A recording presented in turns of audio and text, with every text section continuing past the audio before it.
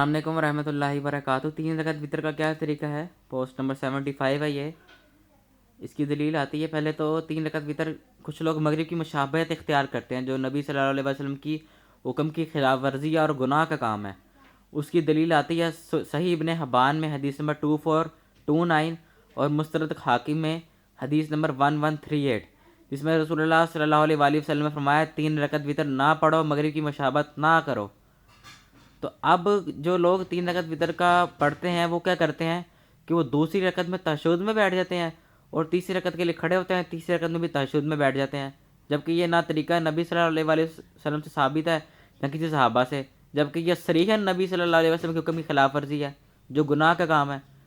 قرآن فرماتا ہے اللہ تعالیٰ نبی صلی اللہ علیہ وسلم کے بارے میں کہ جو چیز نبی صلی اللہ علیہ وسلم میں دیں وہ لے لو، جس چیز سے روکیں اس سے رک جاؤ۔ اے ایمان والو، اللہ کی اطاعت کرو، رسول اللہ صلی اللہ علیہ وسلم کی اطاعت کرو، اپنے مال باطل مت کرو۔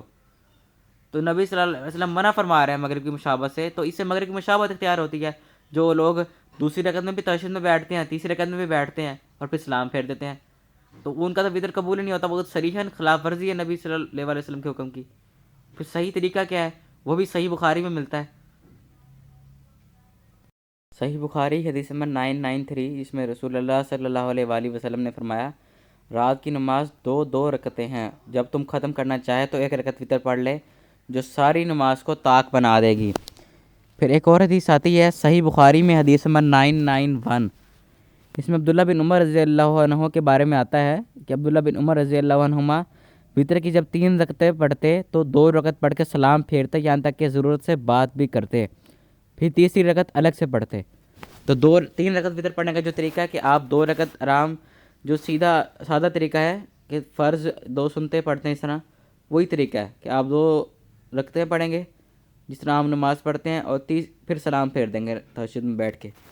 اور پھر آپ تیسری رکعت کے لیے دوبارہ اللہ اکبر کہیں گے، سبحانک اللہم و بحمدک کا کہیں گے، اور فاتحہ کے بعد دوسری صورت ملائیں گے، اور دوسری صورت ملانے کے بعد آپ نہ ہاتھ اٹھائیں گے اور نہ ہاتھ چھوڑیں گے، ٹھیک ہے، اور نہ ہاتھ اٹھا کے دعا مانگیں گے، وہیں ہاتھ سینے پر باندھے اللہم اہدنی فیمن ہدیت، جو دعا ہے قنوت وطر کی، وہ پڑھیں گے، اور وہ پڑھ کے رکوع میں چلے جائیں گے، اور رکوع میں جا کے اسی رکعت میں تہجد میں بیٹھ کے سلام پھیر دیں گے۔ یہ 3 رکعت وطر کا طریقہ ہے۔ میں دوبارہ ایکسپلین کر دیتا ہوں کہ 2 آپ نے رکعتیں سادہ نماز جس طرح پڑھتے ہیں اسی طرح پڑھنی ہے، تیسری رکعت جو آپ نے علیحدہ پڑھنی ہے سلام پھیرنے کے بعد،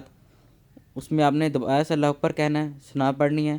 اور سورۃ الفاتحہ اور کے ساتھ دوسری صورت ملانی ہے، اور اسی صورت ملانے کے بعد آپ نے قنوت وطر کی دعا شروع کر دینی ہے، اور وہ دعا پڑھ کے آپ نے رکوع میں جانا ہے، اور اسی 1 رکعت میں تہجد میں بیٹھنا ہے، اتحیات پڑھنی ہے، اور اتحیات میں درود شریف اور باقی دعائیں پڑھنے کے بعد سلام پھیر دینا ہے۔ یہ 3 رکعت وطر کا طریقہ ہے۔ السلام علیکم ورحمۃ اللہ وبرکاتہ۔